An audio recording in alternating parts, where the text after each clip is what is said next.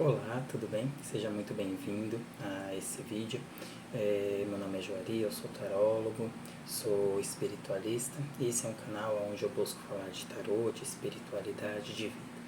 E hoje eu gostaria de conversar com você a respeito da relação do indivíduo com a espiritualidade, né? Não estamos aqui falando de religião nenhuma, de nenhum credo, tá? Eu quero que você compreenda que quando eu falo sobre espiritualidade, eu estou me remetendo àquilo que você traz como conexão com o sagrado. Para algumas pessoas, a conexão com o sagrado, ela lida sim através de ritualísticas, através da presença em alguma nomenclatura religiosa, e está tudo bem. Porém, imagine, se faça a seguinte reflexão.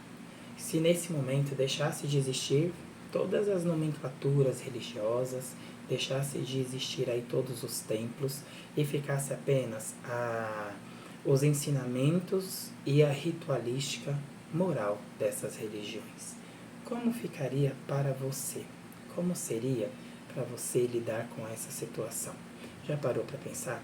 Muitas vezes a nossa espiritualidade, a nossa ligação com o sagrado, ela está atrelada de tal modo com um templo, com um nome, com uma filosofia, que nós não paramos para pensar o quanto isso de fato traz sentido interior, sentido emocional, sentido intelectual, criados por nós mesmos. Como se nós estivéssemos ali de algum momento, de alguma forma, pegando apenas um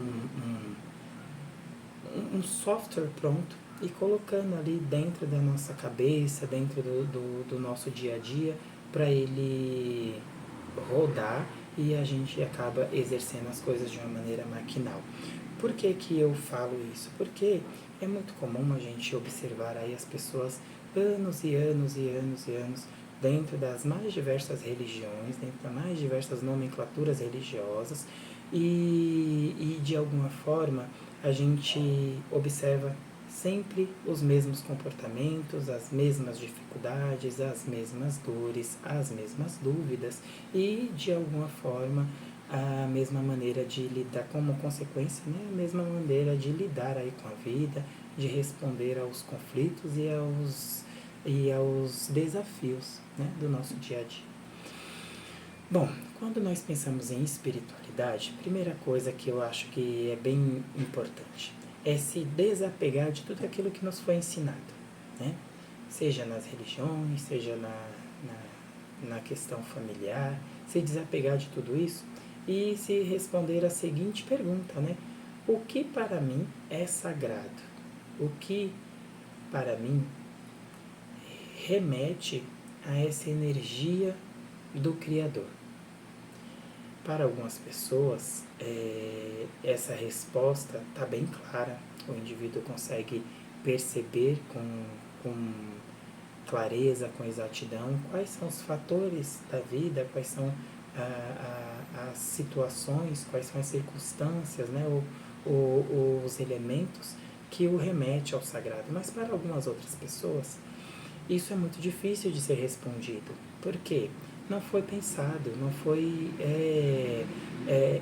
digerido internamente, foi apenas engolido como algo pronto, né? Quando eu penso no que é sagrado para mim, né, não há como desvincular da minha crença. Isso é tranquilo. Mas essa crença, ela é alicerçada em que base? Né? É algo que você pensou? É algo que você refletiu? Ou simplesmente algo que você aceitou e introjetou como uma verdade sem nenhum crivo de razão, sem nenhuma reflexão que faça com que você não se abale? Por quê? Quando você apenas compra a ideia da fé, da espiritualidade de terceiros, você se coloca nesse risco de ser facilmente abalado, de questionar-se com muita facilidade a tua verdade espiritual. Né? Por quê? não é algo que foi construído dentro de você. Então, como construir isso, né? Fazendo essa primeira pergunta, né? O que remete, o que me representa, o que para mim me faz sentir-se unido ou ligado ao sagrado, né? Para mim, faz muito sentido a questão da natureza, né? E aí a natureza enquanto representação dos orixás, que estão ali dentro da fé que eu professo, né? Que é a Umbanda, e que para mim faz todo sentido. Por quê? Quando eu estou na mata, eu consigo não apenas olhar ali a vegetação e refletir nesse crescimento, como tudo é coordenado, como tudo é ordenado, como que as plantas conseguem ali se separar dentro daquele ambiente que mais favorece o seu crescimento e o seu desenvolvimento, consigo observar tudo isso e por trás de tudo isso eu analiso e eu enxergo a força de Pai Oxóssi, a força de Mãe Obá, coordenando toda essa dinâmica, coordenando toda essa